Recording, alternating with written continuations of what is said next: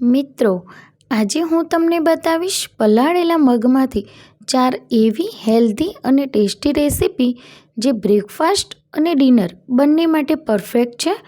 એકવાર જરૂર ટ્રાય કરજો. તો આ રેસીપી બનાવવા માટે આપણે જોઈશે પહેલાં પાલક. તો પાલક છે એ મારા નાનકડા કિચન ગાર્ડનમાં મેં ઉગાડેલો છે. તો ત્યાં જઈને આપણે ફ્રેશ પાલક તોડી લઈશું. તો જો અહીંયા હું પાલક તોડી રહી છું. તો મેં અહીંયા પાલક તોડી લીધો છે. હવે આપણે થોડું ટેસ્ટી બનાવવા માટે લીલા મરચાંની જરૂર પડશે. તો અહીંયા જો લાલ અને લીલું બંને મરચું અહીંયા ઉગ્યું છે, તો મેં બંને લઈ લીધા છે. તો અહીંયા છે ને મેં બધી જ વસ્તુ ધોઈને લઈ લીધી છે. તો મેં અહીંયા કોથમીર લીધી છે ધોઈને, અહીંયા પાલકને પણ ધોઈ લીધો છે, સાથે જ લીલા મરચાં અને આદું લીધું છે. અહીંયા મેં 4 કલાક પહેલાં છે ને મગને પલાળી લીધા હતા. તો મગને છે ને હંમેશા આ રીતે પલાળીને લેવાના, તો સરસ આપણી રેસીપી બનશે. અહીંયા મેં થોડી સોજી લીધી છે અને સાથે જ દહીં છે. તો આ બધી સામગ્રી આપણા ઘરમાં ઉપલબ્ધ હોય એવી જ મેં ઉપયોગ કરી છે. તો અત્યારે આપણે બધાને જ ખબર છે કે મગ હેલ્થ માટે બહુ જ બેનિફિશિયલ છે અને પ્રોટીનથી ભરપૂર છે. તો આજે મેં છે ને મગને 4 કલાક પલાળીને for easy recipe, instant recipe બનાવી છે, જે બનાવવી બહુ સરળ છે. તો જો અહીંયા મેં બધી જ વસ્તુ છે ને આ રીતે મિક્સર બાઉલમાં નાખી દીધી છે. સાથે જ હવે આપણે દહીં ઉમેરવાનું છે. તો દહીં અહીંયા 2 ચમચા જેવા નાખીશું અને જો ખટ્ટું દહીં હોય તો 1 ચમચાનો ઉપયોગ કરવાનો. હવે આપણે આને સરસ એવું પીસવાનું છે. હવે આપણે છે ને થોડુંક પાણી નાખી દઈશું આની અંદર. તો થોડું જ પાણીનો ઉપયોગ કરવાનો છે, કારણ કે આપણે દહીં નાખ્યું છે એટલે પીસાઈ જશે. તો સ્મૂથ એવું બેટર બનાવી લેવાનું છે. તો જો અહીંયા સરસ એવું બેટર છે ને બની ગયું છે. તો મેં આની અંદર કોઈ એક્સ્ટ્રા પાણીનો ઉપયોગ નથી કર્યો. તો હવે આ જે આપણું બનાવેલું ખીરું છે એને આપણે એક બાઉલમાં કાઢી લઈશું. તો જો આ છે ને બાઉલની અંદર કાઢી લેવાનું છે અને બાઉલની અંદર જે ચોટ્યું છે ને એની અંદર આપણે થોડુંક પાણી નાખીને ફરીથી એક વખત મિક્સર ચલાવી લઈશું ને એટલે એની અંદર સરસ એવું બધું જ આવી જશે. તો મેં એક વખત ફેરવી લીધું છે, તો બધું જ નીકળી ગયું છે. હવે એ પાણી આપણે આની અંદર નાખી દઈશું અને હવે આને સરસ એવું મિક્સ કરી લેવાનું છે. મિક્સ કરીને પછી આપણે ઢાંકીને અડધો કલાક માટે એને મૂકી દેવાનું છે આથો આવવા માટે. અને જો એનાથી વધારે સમય લાગશે તો રેસીપી વધારે સારી બનશે, પણ આપણે ઇન્સ્ટન્ટ બનાવવી હોય તો અડધો કલાક માટે આપણે ખીરું પલાળવાનું. તો મેં અહીંયા અડધાથી પોણા કલાક જેવું મેં ખીરું પલાળ્યું હતું. તો આ ખીરાની અંદર સરસ એવો આથો આવી ગયો છે, એટલે જ આપણે એની અંદર દહીંનો ઉપયોગ કરવાનો છે. હવે એની અંદર આપણે મીઠું નાખવાનું છે. તો સ્વાદ પ્રમાણે મીઠું નાખવાનું. તો અહીંયા મેં પિંક સોલ્ટ નાખ્યું છે. તમે જે પણ મીઠું ખાતા હોય એ નાખવાનું આની અંદર. અહીંયા મેં થોડું કાળા મરીનો પાવડર પણ નાખ્યો છે થોડી તીખાશ માટે, અને સરસ એવું મિક્સ કરી લેવાનું છે. તો સૌથી પહેલાં આપણે ઢોસા બનાવીશું, હેલ્ધી ઢોસા. તો એના માટે મેં તવો રેડી કર્યો છે. તો તવામાં રેડી કરવા માટે સૌથી પહેલાં પાણી નાખવાનું, લૂછી લેવાનું, ફરીથી પાછું થોડું તેલ નાખવાનું, પછી લૂછી લેવાનું અને ફરીથી પાછું એક વખત પાણી નાખવાનું અને લૂછી લેવાનું. હવે આપણે એની અંદર ઢોસા બનાવવા માટે પરફેક્ટ તવો તૈયાર થઈ ગયો છે. તો હવે તમે કોઈ પણ ઢોસા બનાવો ને ત્યારે તેલની નાખવાની કોઈ જરૂર નથી અને વારે ઘડીએ આ પ્રોસેસ પણ નથી કરવાની હોતી. તો જો હવે છે ને થોડું ખીરું નાખી દઈશું અને આ રીતે આપણે બેટરને પાથરી દઈશું. તો જો સરસ એવો ઢોસો આપણો પથરાઈ ગયો છે. તો તમે પણ આ હેલ્ધી રેસીપી છે ને એ જરૂરથી ટ્રાય કરજો અને મને કોમેન્ટમાં પણ જણાવજો કે તમે કઈ જગ્યાએથી મારો વિડીયો જુઓ છો. હવે જે એક્સ્ટ્રા બેટર હોય ને આપણે આ રીતે હટાવી લેવાનું છે. હવે થોડુંક આપણે પીછીથી તેલ લગાવીશું એટલે આપણે જો હેલ્ધી ખાવા માગીએ છીએ ને એ આપણને મળી રહે. જો તમે વજન ઉતારવા માગતા હોય ને તો આ રેસીપી તમારા માટે પરફેક્ટ છે, અને તમારા બાળકોને હેલ્ધી ખવડાવવા માગતા હોય ને તો પણ આ રેસીપી તમારા માટે જ છે. તો ઢોસો છે ને જાતે ઉખડે ને ત્યાં સુધી એને ચડવા દેવાનો છે. તો થોડી વાર થશે ને એટલે પેનને જાતે જ છોડી દેશે અને પછી આપણે એને ફેરવી લેવાનો છે. તો જો આપણો પરફેક્ટ ક્રિસ્પી ઢોસો બનીને તૈયાર થઈ ગયો છે. તો ઢોસો આપણે એક પ્લેટમાં લઈ લઈશું. હવે તમને હું નેક્સ્ટ રેસીપી બતાવું. તો આપણે એ જ ખીરામાંથી થોડું બેટર એક બાઉલમાં કાઢી લઈશું. તો જેટલું જરૂર હોય ને એ પ્રમાણે કાઢી લેવાનું. હવે આપણે એની અંદર નાખીશું સાજીના ફૂલ. તો પિંચ ઓફ સાજીના ફૂલ નાખીશું, થોડું પાણી નાખીશું અને મિક્સ કરીશું. તમે ઈનો પણ નાખી શકો છો. હવે આપણે આ રીતની ઘરમાં વાટકી હોય ને એ લેવાની, અને જો ઇડલીનું સ્ટેન્ડ હોય ને તો એ લેવાનું, પણ જેની પાસે નથી હોતું સ્ટેન્ડ એના માટે હું આ બતાવી રહી છું.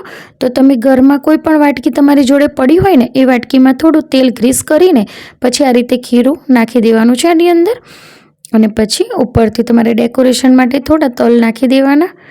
તમે લાલ મરચું અને મરી પણ સ્પ્રિંકલ કરી શકો છો. હવે જો અહીંયા કઢાઈ હોય ને આપણા ઘરમાં એ લેવાની, થોડું પાણી નાખવાનું, પાણી ઉકળે એટલે આ રીતનું સ્ટેન્ડ મૂકેલું હોય ને એના ઉપર આપણે વાટકીઓ ગોઠવી દેવાની. તો જેની પાસે કુકર ન હોય ને તેના માટે આ રીત છે. હવે જુઓ 10-15 મિનિટ એને થવા દેવાનું. તો અહીંયા સરસ એવી ઇડલી મારી ચડી ગઈ છે. તો ચેક કરી લેવાનું ચપ્પુ આ રીતે નાખીને. જો ચપ્પુ ક્લીન નીકળી જાય ને તો આપણી ઇડલી બની ગઈ છે. તો હવે ઇડલીનો વઘાર કરવાનો છે. તો બધી ઇડલી આ રીતે લઈ લઈશું અને થોડું તેલ મૂકીશું. હવે જો તમારે વઘાર ના કરવો હોય ને તો તમે સ્કીપ પણ કરી શકો છો, પણ ઇડલી વધારે ટેસ્ટી લાગે ને એટલા માટે હું થોડો વઘાર કરીશ ઇડલી ઉપર. તો આ રીતે ચપ્પાથી છે ને ઇડલીને આ રીતે થોડી થોડી કાઢી લેવાની છે. અને હજુ ઠંડી નથી થાય ને એટલે ડિમોલ્ડ નહીં કરવાની, ગરમ ગરમમાં જ હું વઘાર કરી દઈશ. ઠંડી થાય ને પછી એને થોડી ડિમોલ્ડ કરવાની, નહીં તો વાટકીમાં ચોંટી જશે. તો થોડીક રાઈ નાખીશું. તેલ ગરમ થાય એટલે તેની અંદર થોડીક હિંગ નાખવાની છે, અને પછી આપણો મીઠો લીમડો નાખવાનો છે. અને મીઠો લીમડો નાખ્યા પછી આપણે આ જે ઇડલી છે ને એની ઉપર આ રીતે વઘાર થોડો થોડો લગાવી લઈશું, જેથી ખાવામાં વધારે ટેસ્ટી લાગે. પણ જો તેલ ના ખાવું હોય ને તો તમે સ્કીપ કરી દેજો. તો ઇડલી તો બની ગઈ છે. હવે આપણે એ જ વાટકીની અંદર થોડું ખીરું લઈ લીધું છે. ફરીથી થોડા સાજીના ફૂલ નાખીશું, થોડું પાણી નાખીશું અને મિક્સ કરી લઈશું. થોડુંક તેલ પણ નાખી દેવાનું છે. હવે આપણી નેક્સ્ટ રેસીપી છે મગના ઉત્તપમા. તો ઉત્તપમા બનાવવા માટે ઢોસાનો તવો લેવાનો છે. થોડુંક તેલ ગ્રીસ કરીને પછી આપણે આ રીતે ખીરું પાથરી દેવાનું છે. તો થોડું થીક આ રીતે પાથરવાનું છે. પછી તેની ઉપર આપણે ડુંગળી સ્પ્રિંકલ કરવાની છે, અને તમે ટામેટું પણ સ્પ્રિંકલ કરી શકો છો. થોડુંક લાલ મરચું ભભરાવીશું. અને હવે છે ને થોડુંક આ રીતે જે ચમચો હોય ને એનાથી આ રીતે થોડું દબાવી દેવાનું છે, જેથી ડુંગળી બહાર ન આવી જાય. હવે નીચેનો ભાગ ચડે એટલે ઉથલાવી લેવાનું છે, અને બીજી સાઈડ પણ ચડવા દેવાનું છે. તો આપણો મગનો હેલ્ધી ઉત્તપમા બનીને તૈયાર થઈ ગયો છે. હવે આપણે એની અંદર રૂમાલી ઢોસા બનાવીશું. તો એ જ ખીરાનો ઉપયોગ કર્યો છે મેં. જોયું મેં તેલ પણ નથી લગાવ્યું, વગર તેલ જ આ રીતે ખીરું પાથરવાનું છે. તો જો અહીંયા સરસ એવું ખીરું પથરાઈ ગયું છે. તો વધારાનું આપણે આ રીતે ફેલાવી લેવાનું છે. પછી પીંછીથી થોડું થોડું તેલ લગાવી લેવાનું છે. અને હવે અગેન એ જ પ્રોસેસ, ઢોસો જાતે ઉખડે ને ત્યારે જ એને ઉખાડવાનો છે અને ફેરવી લેવાનો છે. તો આ છે ને રૂમાલના જેમ સરસ એવો વળી પણ જાય છે અને ખાવામાં એકદમ સોફ્ટ બને છે, એટલે એને રૂમાલી ઢોસા કહેવાય છે. ઘરમાં જો હેલ્થ મેન્ટેન કરવું હોય ને તો મગ છે એ બેસ્ટ ઓપ્શન છે. હું મારા ફેમિલી માટે રેગ્યુલર બનાવું છું અને બધાને બહુ જ ગમે છે. તો સિમ્પલ અને સાદી સામગ્રીથી આપણે હેલ્ધી ફૂડ બનાવી શકીએ છીએ. એવું નથી કે દરેક વસ્તુ હેલ્ધી જે હોય છે એ ખાવામાં બોરિંગ લાગે છે. ના, સાચી રીત જો મળી જાય ને તો તમે બોરિંગને પણ સરસ એવું ટેસ્ટી બનાવી શકો છો. તો જો તમને મારી રેસીપી આ ગમી હોય ને તો મારી ચેનલને સબસ્ક્રાઈબ કરવાનું ના ભૂલતા. ફ્રેન્ડ્સ અને ફેમિલી સાથે વિડીયો શેર કરજો, લાઈક કરજો. તો થેન્ક યુ સો મચ. હવે હું તમને આ ટેસ્ટ પણ કરીને બતાવીશ અને તોડીને પણ બતાવીશ કે આ રેસીપી કેવી દેખાય છે. તો આ ઇડલી છે ને એકદમ રૂ જેવી સરસ એવી પોચી પોચી બની છે. તો દેખાય છે ને કેટલી ફ્લફી અને સરસ સ્પોન્જી છે. તો એ પણ બહુ સરસ છે. હવે હું તમને આ ઉત્તપમા પણ બતાવી દઉં.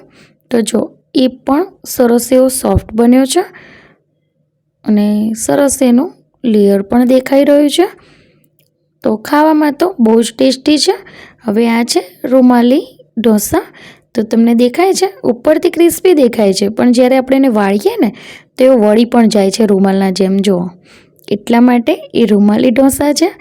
અને અહીંયા ક્રિસ્પી ઢોસા, તો એ પણ સરસ એવો ક્રિસ્પી બન્યો છે. તો છે ને અમેઝિંગ રેસીપી. મેં તો આ રેસીપી બનાવી લીધી છે અને મારા ઘરનાને ખવડાવી પણ દીધી છે અને મેં પણ પોતે ખાધી છે. તો હવે તમે આ રેસીપી ક્યારે ટ્રાય કરો છો એ કોમેન્ટમાં જણાવજો. અને તમે વિડીયો ક્યાંથી જોવો છો ને એ પણ મને કોમેન્ટમાં જણાવજો. તો ચલો, જય શ્રી કૃષ્ણ. તો તમને મારો વિડીયો ગમ્યો હોય તો મારી ચેનલને એક લાઇક કરી દેજો, શેર કરજો અને સબસ્ક્રાઈબ કરજો. અને આવી જ રીતે મને સપોર્ટ કરતા રહેજો. થેન્ક યુ સો મચ મારો વિડીયો જોવા માટે અને મને શાંતિથી સાંભળવા માટે. ચલો, જય શ્રી કૃષ્ણ.